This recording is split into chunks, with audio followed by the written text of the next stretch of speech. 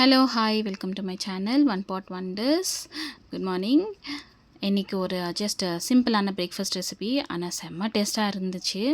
Okay, என்னன்னாக்கா நைட்டே நான் சென்னா சோக் பண்ணி வச்சுட்டு இருந்தேன், ஊற வச்சுட்டு இருந்தேன். இப்போ அது பாயில் பண்ணிடலாம். ஒரு கப்பு சென்னா எடுத்துக்கின்னு இதுக்கு 1.5 கிளாஸ் தண்ணி, மஞ்சள் தூள், உப்பு போட்டு நல்லா ஒரு 5 விசில் வர மட்டும் வச்சுக்கலாம். 5 விசில் ஆனணும். எடுத்து பார்த்தா நல்லா சாஃப்டாக வெந்துட்டு இருந்துச்சு.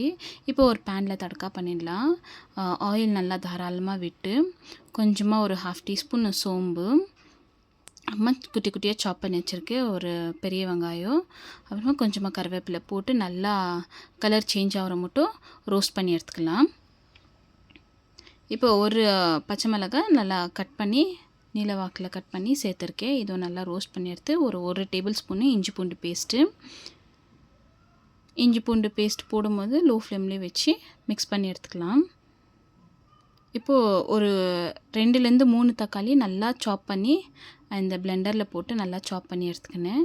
இப்போ இதுவும் நல்லா சாஃப்ட் ஆகிற மட்டும், தக்காளி எல்லாம் நல்லா வேகிற மட்டும் குக் பண்ணி எடுத்துக்கலாம். இப்போ மஞ்சள் தூள், மிளகாத்தூள், அப்புறமா கொஞ்சமாக கரம் மசாலா இல்லை கறி மசாலா 2ல் எதுனா போட்டு கொஞ்சமாக சால்ட் போட்டு இத்தையும் நல்லா மிக்ஸ் பண்ணி எடுத்துக்கலாம்.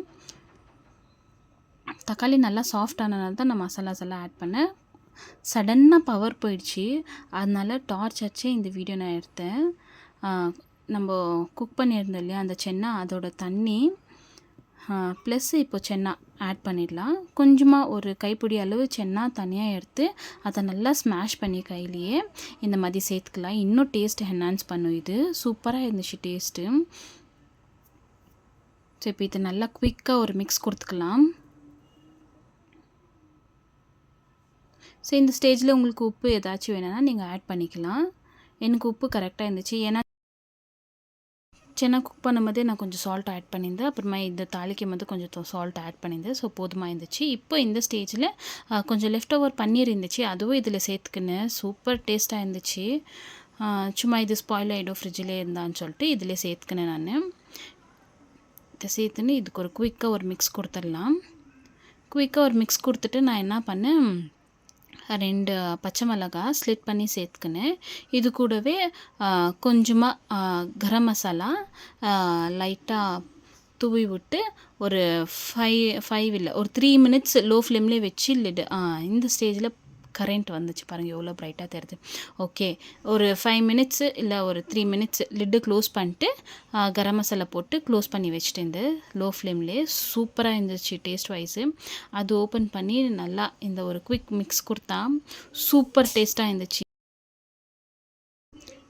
சப்பாத்தி, நல்லா சாஃப்டான சப்பாத்தி செஞ்சு இது கூட செஞ்ச சென்னா பன்னீர் சூப்பர் டேஸ்ட்டு, சூப்பர் காம்பினேஷனு, செம்மையாக இருந்துச்சு. ஸோ ஆவி பறக்க சூடாக நான் சாப்பிட்டுட்டேன். இந்த வீடியோ பிடிச்சிருந்தா ஒரு லைக் கொடுங்க. இன்னும் சூப்பரான வீடியோவில் சந்திக்கிறேன். பாய்.